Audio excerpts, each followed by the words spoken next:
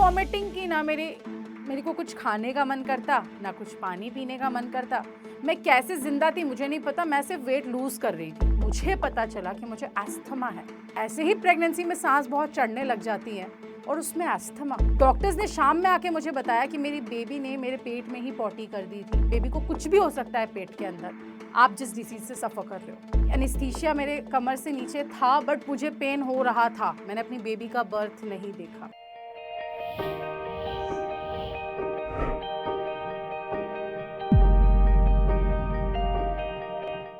नमस्ते, मेरा नाम प्रियंका घोष है। मैं झारखंड के एक छोटे से शहर जमशेदपुर से हूँ एंड आज मैं आपसे शेयर करने वाली हूँ मेरी क्रिटिकल हाई रिस्क प्रेगनेंसी की कहानी। आई थिंक लड़कियां जो होती है, सारी लड़कियों के दिमाग में एटलीस्ट एक एक माइलस्टोन होता है, या बोलो सपना होता है कि एक दिन उनको मदर बनना है।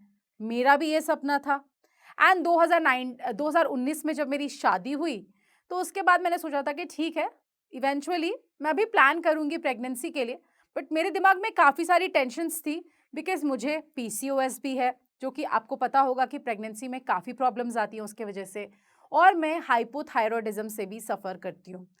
तो मुझे मेरे डॉक्टर ने किसी एक पॉइंट पे बोला था कि आप अगर चाहते हो कि सब कुछ ठीक से हो जाए और कोई प्रॉब्लम्स ना आए तो आप 28 तक कंसीव ज़रूर कर लेना। अब मेरे दिमाग में कॉन्स्टेंटली ये चीज़ घूम रही थी। 26 में मेरी शादी हुई और एक प्रेशर आ चुका था कि अब 28 तक कंसीव करना ही पड़ेगा अगर सब कुछ ठीक ठाक चाहिए तो। मैंने फिर डिसाइड किया कि ठीक है, लेट्स सी। 2020 में जब कोरोना आया और पैंडमिक आया, तब मैंने सोचा कि ठीक है, हम अपना प्रेगनेंसी प्लान कर सकती हूँ। मैंने प्लान करना शुरू किया और जो मेरी पहली प्रेगनेंसी हुई जून 2020 में, वो एक केमिकल प्रेगनेंसी थी। मुझे सारे वो सिम्टम्स आए जो एक प्रेग्नेंट वुमेन को आती है, बट इवेंचुअली आई मिसकैरीड। उसके बाद मुझे बहुत मेंटल ट्रॉमा हुआ, बहुत दुखी हुई मैंने अपने डॉक्टर से कंसल्ट किया, बट डॉक्टर का ये कहना था कि ऐसा होना नॉर्मल है, होता है कई बारी फर्स्ट प्रेगनेंसी के साथ।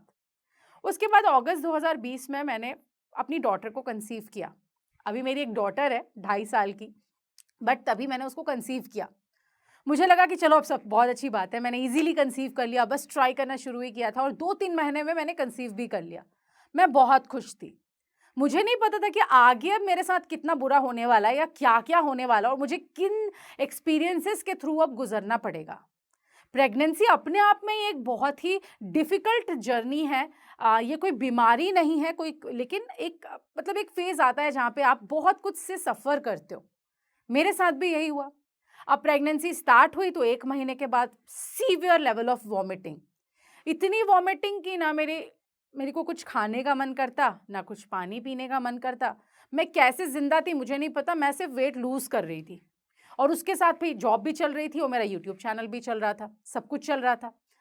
तो उसके बाद एक पॉइंट आया कि मेरी मम्मी ने मेरे को समझाया कि बेटा ये सबके साथ होता है, कुछ दिन सब्र कर लो, 3 महीने निकल जाएँगे ना तो सारी प्रॉब्लम्स खत्म हो जाएँगी और इसके बाद कुछ नहीं होगा। मैंने बस भगवान का नाम लिया और हिम्मत रखी कि भाई 3 महीने की बात है, 3 महीने जैसे ही निकलेंगे मैं बेटर हो जाऊँगी। 3 महीने निकल भी गए और मेरी वॉमिटिंग इश्यूज़ कंप्लीटली खत्म हो गई। 4th मंथ स्टार्ट हुआ तो मैं बड़ी खुश थी कि अब मैं बिल्कुल ठीक हूँ। अब मुझे भूख लगने लगी थी, मुझे खाने का मन होने लगा था और मैं खाना-पीना भी खाने लग गई थी। बट तब मेरी लाइफ में एक टर्निंग पॉइंट आया, जिसकी मुझे बिल्कुल उम्मीद नहीं थी। सडनली मेरा हेमोग्लोबिन इतना फॉल हो गया, इतना फॉल आ गया कि मुझे चक्कर आने लगे, मेरे सर में बहुत भयंकर दर्द होने लगा। प्रेगनेंसी में हेमोग्लोबिन लो होना एक बहुत कॉमन चीज़ है। डॉक्टर्स इसके लिए हमें मेडिकेशंस भी देते हैं ताकि हमारा आयरन लेवल कम ना हो। बट मैं हमेशा से ना अनीमिया से सफ़र करती हूँ। तो प्रेगनेंसी में ये होना मेरे लिए बहुत ही ज़्यादा लाज़मी था। बट मेरे डॉक्टर्स ने सही से उस टाइम पे ध्यान नहीं दिया था और मुझे अवेयर नहीं किया था कि मुझे क्या प्रिकॉशंस लेनी है या इस प्रॉब्लम को कैसे आइडेंटिफाई करना है। मैंने ब्लड टेस्ट कराया तो मेरा हेमोग्लोबिन 6 से 7 के बीच था, जो बहुत ही ज़्यादा लो है अगर आप प्रेग्नेंट है तो, और इन जनरल भी बहुत ज़्यादा लो है। 5th मंथ ऑफ प्रेगनेंसी में प्रेगनेंसी तो ठीक-ठाक चल रही थी, बट मुझे इतने लो हेमोग्लोबिन की वजह से मेरे डॉक्टर्स ने इमीडिएटली बुलाया, तभी मैं अपने मायके चली गई थी 4th मंथ में कि थोड़ा रेस्ट करूँगी, थोड़ा यहाँ पे आराम वगैरह करूँगी। डॉक्टर्स ने इमीडिएटली गुड़गाँव वापस बुलाया और बोला कि आपको आयरन इन्फ्यूजन लेना पड़ेगा, हमें आपको देना पड़ेगा, तो ब्लड ट्रांसफ्यूजन करना पड़ेगा या तो आयरन इन्फ्यूजन करना पड़ेगा। वो एक बहुत पेनफुल प्रोसीजर है, बट मैं हॉस्पिटल के इमरजेंसी में गई और मुझे 2 बोतल लगी उसकी एंड फिर धीरे-धीरे मेरा हेमोग्लोबिन बेटर होने लगा। अब मुझे लगा कि शायद अब मेरी प्रॉब्लम्स खत्म हो गई हैं, इसके बाद कोई प्रॉब्लम नहीं आएगी। 6 मंथ ऑफ प्रेगनेंसी में मुझे बहुत खांसी होने लग गई। तो मुझे लगा शायद विंटर का टाइम चल रहा था, पीक जनवरी का टाइम चल रहा था, तो ऐसा लगा कि शायद विंटर्स है इसलिए मेरी तबीयत खराब हो रही है। 1 महीने तक मैं खांसती रही, बट मेरे डॉक्टर को समझ में नहीं आया कि मेरे साथ क्या हो रहा है। फिर समहाउ 2-3 डॉक्टर्स एक्सप्लोर करने के बाद मैं एक पल्मोनोलॉजिस्ट के पास गई और मुझे पता चला कि मुझे अस्थमा है। अब मेरे लिए एक और बहुत बड़े शॉक की तरह आया। ऐसे ही प्रेगनेंसी में सांस बहुत चढ़ने लग जाती है और उसमें अस्थमा, कितना ज़्यादा डिफिकल्ट हो गया।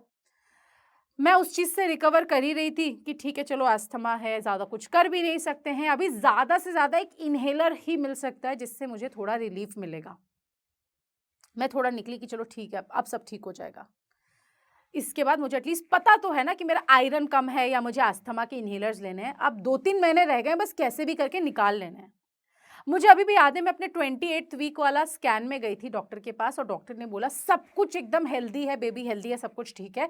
अब तुम डायरेक्ट 34 या 35th वीक पे आना, हम तुम्हारा स्कैन करेंगे और सब कुछ बहुत परफेक्ट है। उस दिन मैं और मेरे हस्बैंड बहुत खुश हुए और हम एकदम सेलिब्रेट करते हुए घर गए कि चलो 28 हफ्ते पूरे हो गए हैं, सब कुछ अच्छा चल रहा है, सब कुछ बहुत ही अच्छा चल रहा है, और हम घर चले गए। मैं अपनी मैटरनिटी शूट प्लान करने लगी कि फोटो शूट कराऊंगी एक बहुत अच्छा सा, प्रेगनेंसी का तो फोटोशूट होना ही चाहिए ना। बट मैं घर गई and with in 1 to 2 weeks, 30 weeks होते होते यहाँ पे मेरी लाइफ का सबसे बड़ा ट्विस्ट आया।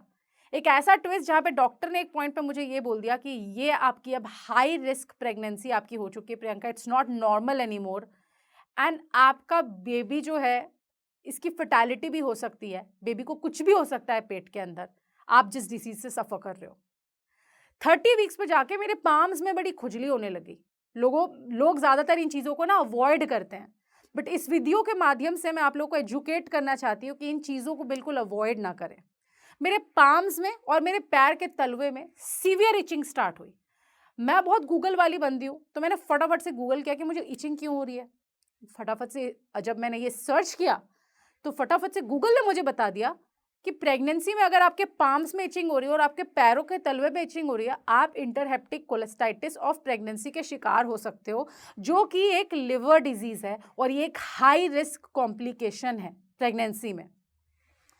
मैं फटाफट से डर गई, मैं तो बोली अभी डॉक्टर के पास चलते हैं, और मैंने फटाफट से ऑन द वे अपना ब्लड टेस्ट भी करा लिया डॉक्टर को दिखाने से पहले कि मेरे लिवर एंजाइम्स का जितना टेस्ट होना चाहिए वो सारा करा के मैं डॉक्टर के पास चली गई। अल्टीमेटली जो मैं एक्सपेक्ट कर रही थी, मेरा वर्स्ट नाइटमेयर, जो मैं नहीं चाहती थी कि ऐसा हो, मेरे डॉक्टर ने मुझे उस पॉइंट पे बोला कि प्रियंका यहाँ से तुम्हारी प्रेगनेंसी एक हाई रिस्क प्रेगनेंसी है। हम प्लान कर रहे थे कि हम नॉर्मल डिलीवरी करेंगे, सब कुछ सही चल रहा था, सब कुछ अच्छा चल रहा था, जो छोटे मोटे हिकअप्स आ रहे थे वो तो नॉर्मल थे, बट यहाँ से एक ऐसे पॉइंट पे हम आ चुके हैं कि हमें एक 41 वीक्स की प्रेगनेंसी जो होती है, 37th वीक पे हम एक दिन भी ऊपर नहीं जा सकते।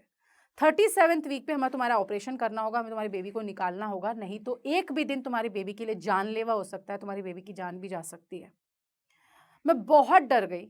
उसके बाद मेरे डॉक्टर ने मेरे को ये समझाया कि जो कोलेस्टाइटिस ऑफ प्रेगनेंसी जो ये इशू है, ये एक लिवर का डिजीज़ है, जहाँ पे आपका बाइल बहुत बढ़ जाता है और बहुत तरह की कॉम्प्लिकेशंस होती है। बेबी को प्रॉपर जो ऑक्सीजन है वो नहीं जाता, ब्लड प्यूरिफाइड वाला नहीं जाता है, बहुत ही सीवियर कॉम्प्लिकेशन है। ये दवाइयाँ हैं, तुम्हें डेली खानी है, तुम मिस नहीं कर सकती हो, नहीं तो कुछ भी हो सकता है, और हर दिन तुम्हें ब्लड टेस्ट कराना है, और हर तीसरे चौथे दिन तुमको अल्ट्रासाउंड कराना है।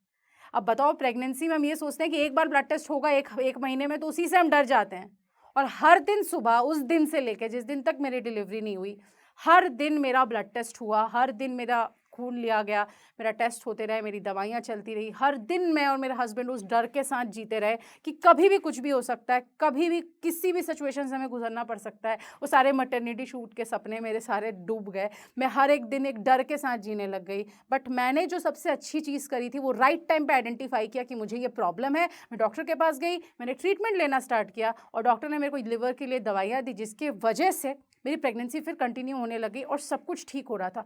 बेबी का वेट भी सही से गेन हो रहा था, बेबी के जितने मतलब उसको न्यूट्रिएंट्स मिलने चाहिए, जो उसका ग्रोथ होना चाहिए, वो सब कुछ सही से चल रहा था by God's grace. 34th week आते आते डॉक्टर ने बोला कि अब हमें तुम्हें स्टेरॉइड के इंजेक्शन देने पड़ेंगे, बिकॉज कभी भी तुम्हारी बेबी डिलीवर करने की ज़रूरत पड़ सकती है, सिचुएशन थोड़ा भी इधर उधर हुआ तो, ताकि वो तुम्हारे बेबी का लंग्स खोल दे। मैं बहुत डर गई। मैं गई इमरजेंसी में, एंड आई से दिस राइट नाउ कि उससे पेनफुल इंजेक्शन शायद मैंने अपनी लाइफ में कभी नहीं लिया है। वो जो इंजेक्शन मुझे 2 दिन लगे 12-12 घंटे के गैप पे 4 इंजेक्शंस। उसके बाद मैं घर आ गई, मैंने सोचा चलो ठीक है कोई बात नहीं, 37th वीक डॉक्टर ने मुझे मेंटली प्रिपेयर करना शुरू कर दिया कि अब जो है सी सेक्शन के लिए ही जाने का ज़्यादा चांसेस है, बिकॉज 37th वीक में आपका बॉडी जस्ट प्रिपेयर नहीं होता है कि वो नॉर्मल बर्थ हो आपका। मैंने अपने आप को मेंटली प्रिपेयर करना स्टार्ट किया क्योंकि एक बहुत बड़ी सर्जरी है, बहुत ही बड़ी सर्जरी।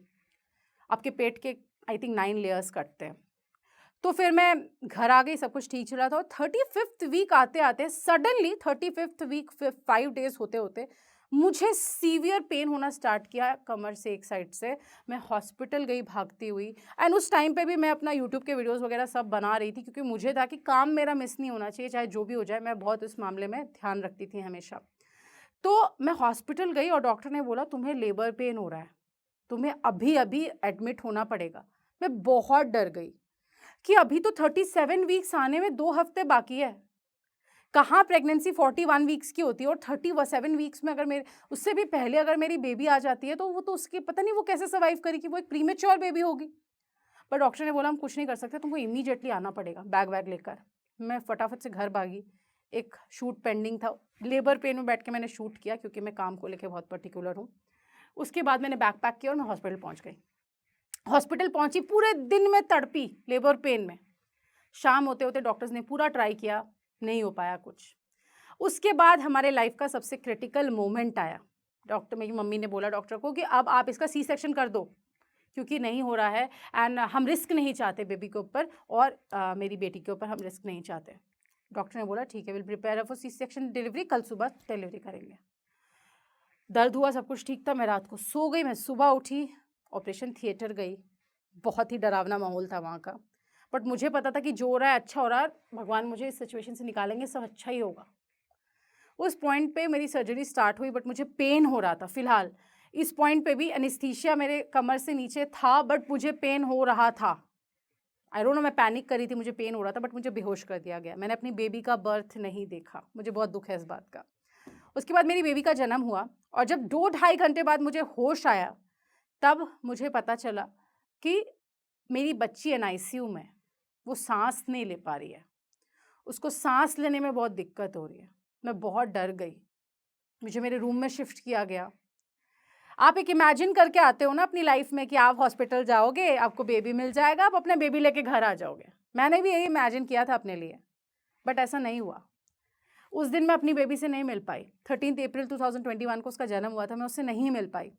डॉक्टर्स ने शाम में आके मुझे बताया कि मेरी बेबी ने मेरे पेट में ही पॉटी कर दी थी। उसका जो मेकोनियम स्टेन्ड वाटर था अंदर, ये बस कृपा है ऊपर वाले की कि उसको कुछ हुआ नहीं। अदरवाइज अगर आप जानते हो, अगर बच्चे पेट में मेकोनियम पास कर देते हैं और अगर वो उसको खा लेते हैं तो बच्चों को, मतलब उन बच्चों का बचना बहुत मुश्किल हो जाता है। इतना कुछ होने के बाद भी मेरी बच्ची ने फाइट किया और उसको एनआईसीयू में रखा गया 3-4 दिन। वो बिल्कुल सांस लेने में उसको बहुत दिक्कत हो रही थी। जब मैंने उसको अगले दिन देखा 14 तारीख को, मैं किसी तरीके से सारी हिम्मत गैदर करके इतने बड़े सर्जरी के बाद उठी, मैं गई उसको देखने के लिए। ट्रस्ट मी, मैं ऐसे उसको नहीं देखना चाहती थी। हर जगह से पाइप्स लगी हैं, सिरिंजेस लगे हैं, बट वो लड़ रही थी अपनी लाइफ के लिए कि नहीं, मुझे ठीक होना है। मैंने उसको फर्स्ट टाइम गोद में लिया, उन्हीं पाइप से लिपटी हुई थी वो। बट उसके बाद फिर मैं जब घर आई 15 तारीख को, 15 अप्रैल 2021 को, मुझे नहीं पता था कि वो मेरे साथ नहीं आएगी और डॉक्टर्स ने बोला नहीं, हमें भी इसको हॉस्पिटल में ही रखना पड़ेगा, आपको खुद घर जाना पड़ेगा अकेले। I can't tell you guys, मैं आपको एक्सप्लेन नहीं कर सकती उस समय वो हमारी कैसी फीलिंग थी। मैं घर जा रही थी, मेरा बच्चा हॉस्पिटल के एनआईसीयू में था और हम उसको साथ में लेके नहीं जा रहे थे। बट किसी तरीके से उस दिन को हमने क्रॉस किया, हम घर आए, हम बहुत दुखी थे। 1 दिन 2 दिन बाद फिर उसका डिस्चार्ज का टाइम हुआ, हम उसको लेने के लिए गए, सब ठीक था। फाइनली वो सांस ले पा रही थी नॉर्मली, क्योंकि उसका पूरा वो टर्म बेबी नहीं थी 37 वीक्स की, उसको थोड़ा प्रॉब्लम्स हुए काफ़ी ज़्यादा। फिर हम उसको लेकर घर आए। घर लेकर आए तो फिर 1 दिन बाद पता चला कि उसको बहुत हाई जॉन्डिस है, फिर से एनआईसीयू में भर्ती करना पड़ेगा। हम उस समय शैटर्ड हो चुके थे, बट फिर भी हम उसको एनआईसीयू में लेकर गए, फिर से उसको एडमिट कराया, खुद को दिलासा दिलाया कि जब वो इतनी बड़ी प्रॉब्लम से निकल के आ चुकी है तो ये 1-2 दिन की बात है, कोई बात नहीं, हो जाएगा। उसके बाद हमने उसको फिर से एडमिट कराया, जॉन्डिस ठीक हुआ, सब कुछ ठीक हुआ, हम घर लेकर आए। बट रिमेंबर ये सब जो चल रहा था, मेरी सर्जरी हुई थी और मैं भाग रही थी हॉस्पिटल। मेरा जस्ट पेट कटा था 13th को, मैं 15th को घर आई थी, 16th को उसको डिस्चार्ज मिला, शाम को मैं उसको लेने गई, मैं वापस आई, फिर मैं 17th को उसको एडमिट कराने गई। मैं इस पूरे दौरान, इस चीज़ों के दौरान मैं भाग रही थी और मेरी सर्जरी हुई थी, मुझे रेस्ट नहीं मिला था। मैं सीढ़ियाँ चढ़ रही थी, मैं सीढ़ियों से उतर रही थी। बाय द टाइम मेरी बेटी ठीक होती घर आकर, मेरे स्टिचेस पक गए। मुझे बहुत पेन हुआ, बहुत पेन, इतना पेन कि ऐसा लगा कि बस भगवान अब जी नहीं सकती, मैं मर जाऊंगी। बट मुश्किल टाइम था, निकल गया। वो भी एक टाइम था जो अब निकल चुका है, सब कुछ ठीक है अब। डॉक्टर्स ने मुझे बोला कि अगर आप कभी भी दोबारा प्लान करते हो एक बच्चा, तो देयर आर हाई चांसेस कि आपको फिर से इंटरहेपेटिक कोलेस्टाइटिस ऑफ प्रेगनेंसी होगी, बिकॉज ये आपके लिवर का डिसऑर्डर है। आप कभी भी अगर दोबारा माँ बनने के बारे में सोचते हो तो ये चीज़ होगी। एंड अगर आज मैं कभी सोचूंगी तो मेरे को पता है अभी से कि ये होने वाला है, तो पता नहीं क्या करूँगी, नॉट श्योर। बट डिलीवरी के बाद भी मुझे पोस्टपार्टम डिप्रेशन के बारे में पता चला। मैं पोस्टपार्टम डिप्रेशन से तो नहीं, बट पोस्टपार्टम ब्लूज से गुजरी। बहुत डिफ़िकल्ट फेज़ था, बट मेरी फैमिली ने मेरा बहुत सपोर्ट किया। एंड जोश टॉक आशा के मंच से मैं यही कहना चाहूँगी कि आप लोग अपने घर में जब भी किसी बच्चे का जन्म होता है तो उस पर तो ध्यान दीजिए, बट मदर को भी बहुत सारा केयर दीजिए, प्यार दीजिए। वो ध्यान जैसा आप उसको प्रेगनेंसी में रख रहे थे, उस चीज़ को कंटिन्यू करिए, क्योंकि उनको उस टाइम पे बहुत ज़रूरत होती है उस केयर की, उस लव की, उस अफेक्शन की, क्योंकि वो बहुत फिजिकली एंड इमोशनली ड्रेन्ड होती हैं। तो प्लीज़ मेक श्योर कि अगर आपको कभी भी आपकी प्रेगनेंसी में ऐसा लगे कि कुछ गलत हो रहा है तो फटाफट से डॉक्टर के पास जाना है एंड अपने आप को चेक कराना है। एंड जो भी न्यू मॉम्स हो उसको उसकी फैमिली का पूरा सपोर्ट मिले, ये बहुत ज़्यादा ज़रूरी है। एंड या this was my story and thank you for watching this video. अपनी फिजिकल हेल्थ के साथ ही फाइनेंशियल हेल्थ और मजबूत करते हैं, नए स्किल सीखते हैं 100% जॉब गारंटी के साथ। चलिए जुड़ते हैं जोश टॉक्स जॉब फॉर विमेन से। नीचे दिए गए लिंक पर क्लिक करें।